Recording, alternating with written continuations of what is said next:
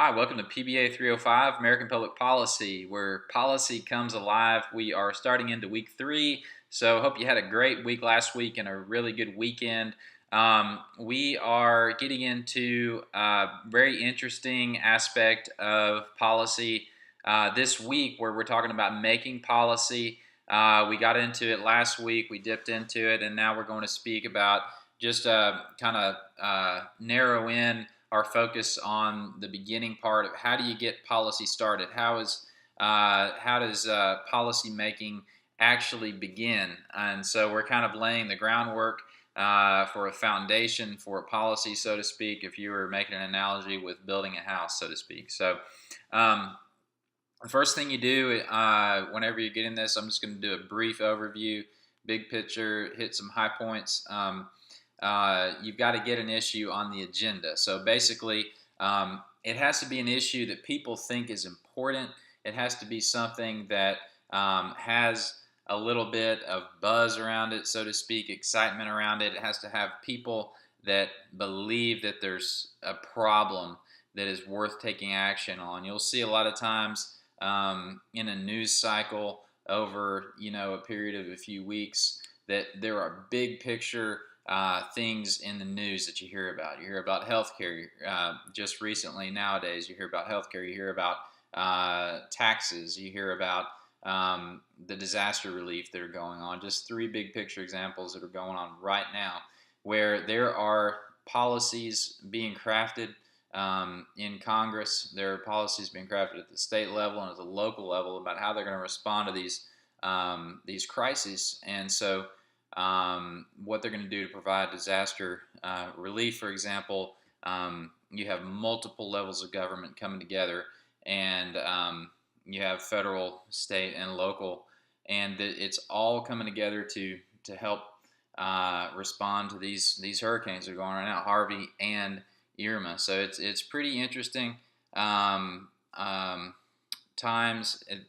a lot of times issues are set by natural disasters or by something that is a pressing issue where there are different beliefs of how something should play out, as in healthcare. But then again, a lot of times there are coalitions that the public brings forth policy issues, and then sometimes institutional agencies bring forth policy issues. So it can be many and varied the way they come, but once that issue is on the agenda, there needs to be a certain degree of, okay, and so it's a big issue, we've identified a problem, how are we going to solve this problem? How are we going to come together through a policy solution and actually attack this problem?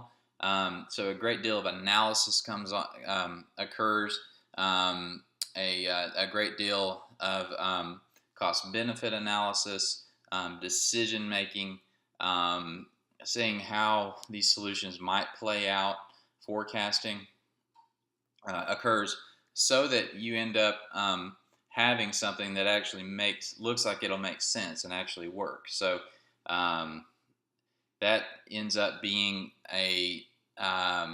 once that solution is put in place, there actually has to be legislative action. So all the parties have to agree, for example, in Congress, and they vote on it, and it has to be something that actually takes form in an actual written policy, so that everything actually plays out and is executable. So our ultimate goal here when we're making a policy is actually a product. The product that we're creating is a policy package that's actually approved through a vote.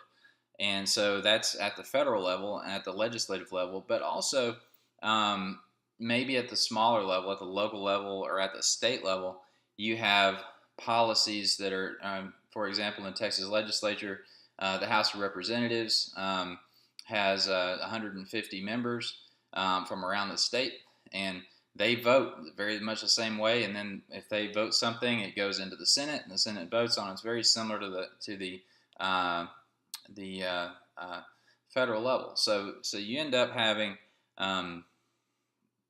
a policy, a written legal document, so to speak, that is actually put into law by policymakers who vote on this policy package. So from the time that it's an issue to the time that it is, we figure out how we're going to solve this problem, how we're going to attack this issue, to when you actually have what's called legitimization, where you say, hey, this is going to be actually put into place as a policy. These solutions are actually going to be put into law and implemented and funded. So we end up having just a really, really great opportunity this week to see how these policies are actually crafted and made. There's a really great, interesting uh, uh, example, reading example about the avian influenza from back in 2004. Actually, it's not avian influenza, but it's actually a kind of like a what's it called? It's one of the diseases. I'm sorry, I don't have it right in front of me. But from 2004, I wanted to tell a story just while I was at it. If y'all bear with me a minute, I had a couple of examples from my own real life when I was involved in the policy world, so to speak. So in 2007, there was, some of y'all might remember, some of y'all may not be old enough to remember, I don't know, but there's a thing called avian influenza, and it was called bird flu, and everybody was really scared. And I was at EPA at the time in Washington, D.C., and we had like, all of a sudden, it was like this big deal, like all these people were getting sick from birds in China, and it was just like, it hit the news, and then also like all the scientists at EPA were like, it can come, like the birds can fly here too. So everybody in the United States had to, get prepared, right, in case all these birds flew across the international borders in the United States and we all got sick, right? And so the idea was, first of all, how do we communicate to the general public about, calm down, this is not, happening, and these are the risks involved, but there's there's not really, we are working on a plan. We're getting some preparedness in place, but don't panic, be cool, everything's okay. There aren't any reported cases in the United States. This is all right. But so just to kind of like get that out there, but also make sure that we were establishing that there were some people out there working on this, that there are people, an authority, so to speak. The federal government was working on this. We were working as a collaboration between Health and Human Services, the Department of Health and Human Services, HHS. So the HHS secretary was actually the lead cabinet member on, in the response. And so they actually did an avian influenza summit in Utah that we actually wrote a bunch of talking points for, and did a bunch of research for, and prepared and collaborated, gathered information from all our scientists and stuff like that. And they actually all got together and kind of discussed, in a public forum, a lot of the policy approaches that were being undertaken to protect our country from avian influenza, and so responses and things that could happen, and things we were doing to protect our country from that threat. Another one later on down the line, when I was working at the state level at the Department of Agriculture, I was appointed to go down to the border and serve with this group of basically federal, state, and local agencies on the border. We actually met in Eagle Pass, Texas, and we had all the Border Patrol folks and all the agencies involved with the border, the local, state, officers, and county and local and all that.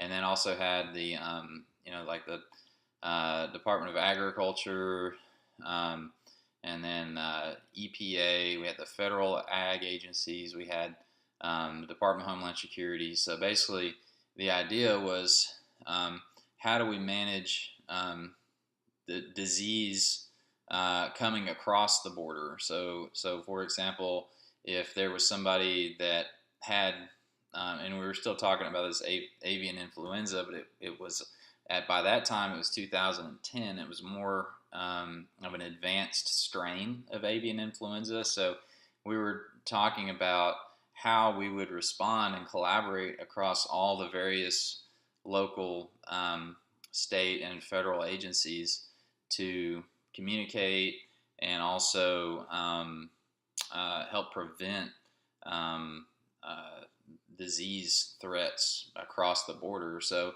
if for the example we used was there was a businessman in China that caught this influenza, advanced strain of influenza, and he traveled through on business to Mexico, and then came across the border into Texas. So, okay, what do we do?